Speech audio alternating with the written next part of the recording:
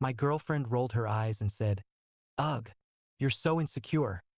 I can have guy friends?" After secretly going to a concert with her ex, I smiled and said, "Of course you can." The next morning, she opened Instagram, and what she saw made her rethink everything. I, 28 male, am sitting here at 3 a.m. Can't sleep. Might as well write this out. Been with Jenna, 26, for about 18 months. Moved in together 4 months ago. Thought things were solid. Guess not. Last Friday, she told me she was having a girls' night with her coworkers. Cool, no problem. I had plans to game with my buddies anyway. She left around 7 p.m., looking way more dressed up than usual for drinks with work friends. But whatever. I'm not the type to police outfits. Around 11 p.m., I'm deep into a raid when my friend Kyle goes, "Yo, isn't that your girl?" and drops a link in Discord. Click it. There's Jenna, front row at some indie band concert, posted on the venue's Instagram story. And right next to her, Dustin. Her ex, the one she dated for 3 years. The one she swore was completely out of her life. My stomach dropped. But what really got me in the video, she's got her hand on his shoulder, both of them singing along, looking real cozy. The venue tagged them both. So much for girls' night. I screenshot everything. Didn't text her. Just sat there, numb.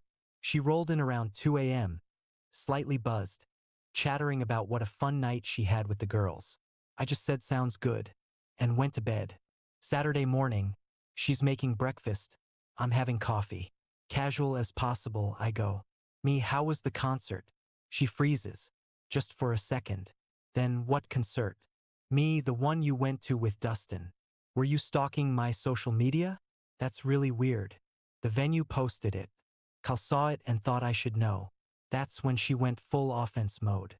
"Oh my God. You're being so insecure. I ran into him there. We didn't plan it. And so what if we did? I can have guy friends. We dated years ago. It means nothing now. You're seriously gonna freak out because I watched some music with someone? This is toxic behavior, Tyler. You told me you were with your coworkers. I was. He just happened to be there too. I didn't think I needed to report every person I see when I'm out. Do you want me to text you every time I pass a man on the street? Should I wear a body cam?" The sarcasm was thick. She kept going, basically making me feel like I was some controlling psycho for being upset that she lied her plans and spent the evening with her ex. The more she talked, the more I realized this wasn't about the concert. It was about the lying and the gaslighting and making me the bad guy for having completely reasonable boundaries. I didn't argue, just said, "Me, you're right. You absolutely can have guy friends, my bad." She looked surprised but pleased. Kissed me on the cheek. Said she was glad I was working on my insecurity issues. The condescension was unreal. But here's the thing. I wasn't done. I was just getting started. See, Jenna's whole life is her Instagram. She's not an influencer exactly, but she's got like 3K followers and posts these aesthetic photos constantly. Very curated. Very look at my perfect life. She'd been working on this whole independent woman living her best life brand lately. Remember how the venue tagged both of them? Well, Dustin had reposted the story and added best night with this one with a bunch of heart emojis. Still up on his profile. His girlfriend of 8 months, Becca, had already commented "excuse me" by the time I saw it Saturday morning. So Saturday night, while Jenna was in the shower, I did something petty. Maybe too petty. But I was done being gaslit. I made my own Instagram story. 3 slides. Slide 1. Screenshot of her text to me Friday saying, "Girls' night. Don't wait up." Slide 2. The venue story showing her and Dustin, his arm around her waist. Detail I hadn't mentioned before. Slide 3. Simple text. "When girls' night has a plot twist. Good thing I'm working on my insecurity issues." Tagged her. Tagged him. Tagged the venue. Posted it. Then I packed a bag and went to stay with my brother across town. Turned off my phone. Sometimes the best response to gaslighting is just sunlight. Update 1. Holy hell. Didn't expect this to blow up in my friend's circle like it did. But here we are. Turned my phone back on Sunday afternoon to absolute chaos. First, the numbers. 184 missed calls from Jenna. 73 texts ranging from "where are you" to "take that down now" to "you're embarrassing me" to "this is so immature" to "please just talk to me" to "I'm gonna kill you." Real healthy progression there. But the Instagram situation? That's where it got interesting. See, what I didn't know when I posted that story was: 1. Becca, Dustin's girlfriend, was already suspicious and had been going through his phone that morning after seeing the venue's post. 2. She found texts between him and Jenna from earlier in the week planning the concert, including one where Jenna said, "Tyler thinks I'm doing girls' night, lol." 4. And Dustin replied, "What he doesn't know won't hurt him." Becca screenshotted everything and went nuclear. Posted it all on her story. Tagged everyone involved, including me. Added her own commentary about homewreckers who can't let go and men who ain't worth shot. So by the time I turned my phone on, it wasn't just my story making rounds. It was a whole expose. Jenna's carefully curated image? Shattered. Her comments were full of people calling her out. Some of her own friends were posting stuff like, "Jenna showed up at my brother's apartment Sunday evening. Nathan let her in against my wishes, but whatever." She was crying but not apologizing. No, she was mad. At me. "Jenna, how could you do this to me?" My mom saw those posts. My coworkers are all texting me about it. "You've ruined my reputation." I ruined your reputation? By posting what actually happened. It wasn't what it looked like. We were just catching up. Becca is psycho, those texts don't mean anything. The texts where you literally laughed about lying to me? It was a joke. God, you're so sensitive and now everyone thinks I'm some kind of cheater. Are you? Kissing isn't cheating. Nathan actually laughed out loud at that. Like, full belly laugh. She glared at him. Me? So you kissed him? Jenna, just once. And I was drunk. It didn't mean anything. That's why I didn't tell you, because I knew you'd overreact like this. The mental gymnastics were Olympic level. In her mind, she was still the victim here. I had violated her privacy, embarrassed her publicly, ruined her image. The fact that she lied, went on a date with her ex and kissed him? Minor details, apparently. I told her to leave. She refused. Said we needed to work through this like adults. That I needed to delete everything and post an apology saying I misunderstood the situation. The audacity. Nathan ended up having to physically escort her out while she yelled about how I was throwing away something special over nothing and how I'd regret this when I calmed down. But here's the twist. Monday morning, I wake up to texts from a number I don't recognize. It's Becca, Dustin's now ex-girlfriend. She's sending me more screenshots. Turns out this wasn't the first time. She went back through months of messages.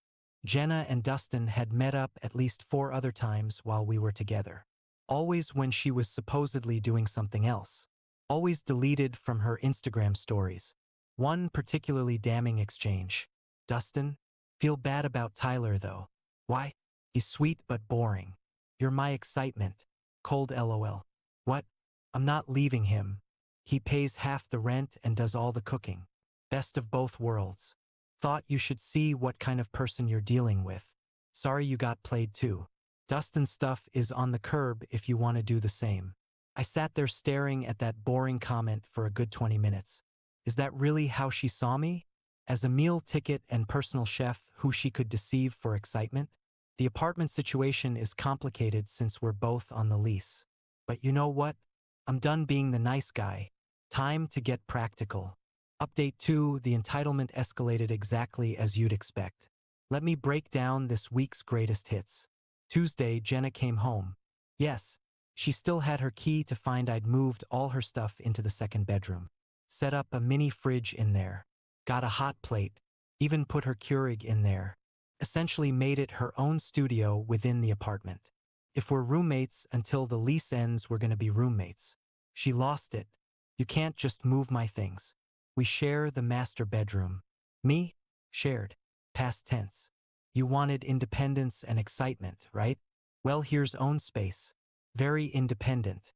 This is so childish. We're adults. We can work through this. We're working through it right now. Your rent portion is $650. Due on the 1st. Utilities split down the middle. I'll email you the breakdown. She tried to move her stuff back. I put a key lock on the master bedroom door. My name's on the lease as primary tenant. She was added later. So I have certain rights. She threatened to call the cops. I showed her the screenshots where she admitted to cheating.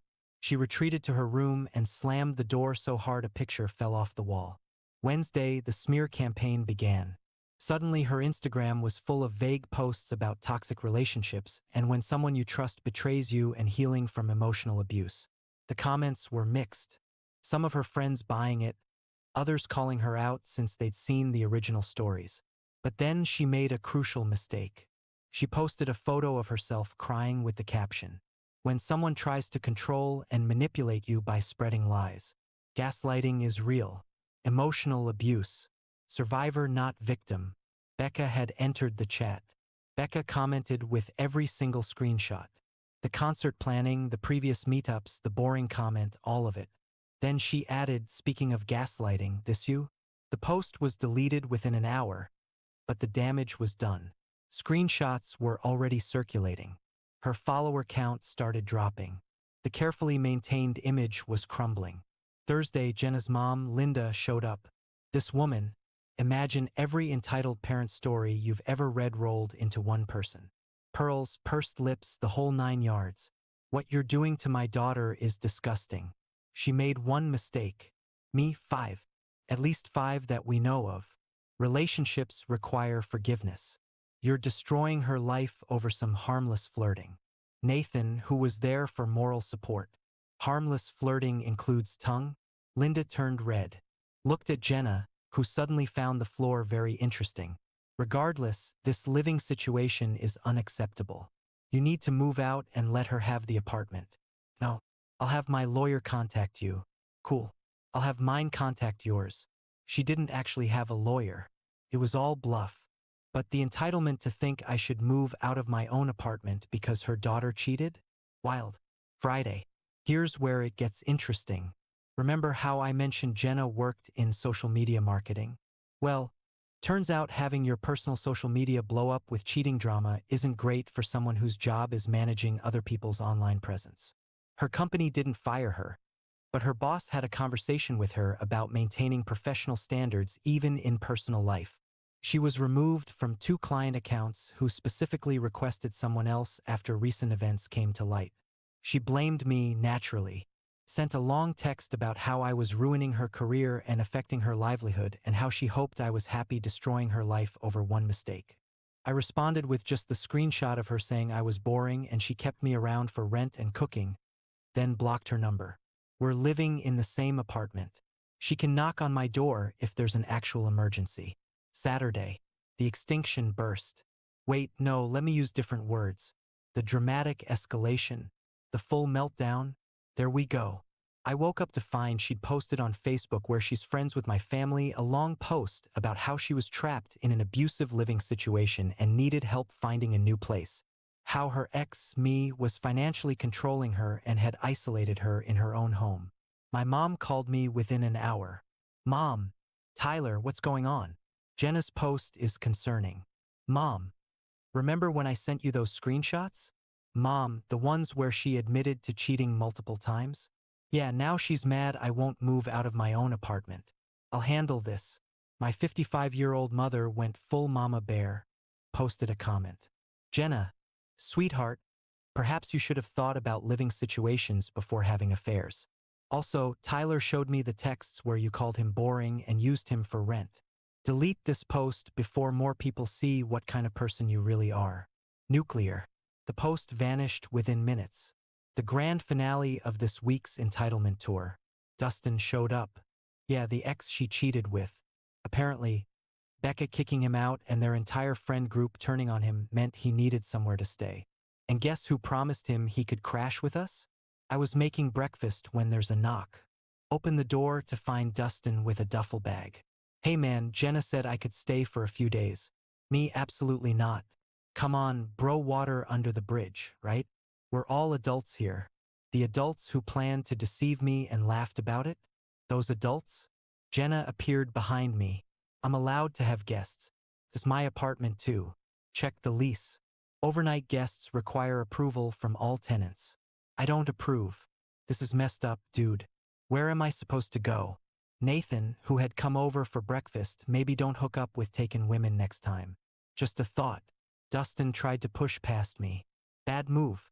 I'm not a violent person, but I'm also not a doormat. Blocked the doorway and told him he had 10 seconds to leave before I called the police for trespassing. He looked at Jenna, who was filming on her phone, probably hoping I'd do something she could use against me.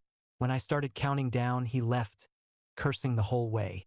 Jenna stomped back to her room, yelling about how I was controlling who she could see and acting like a dictator.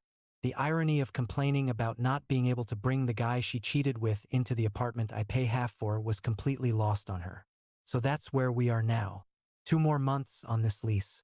She's already trying to find someone to take over her portion.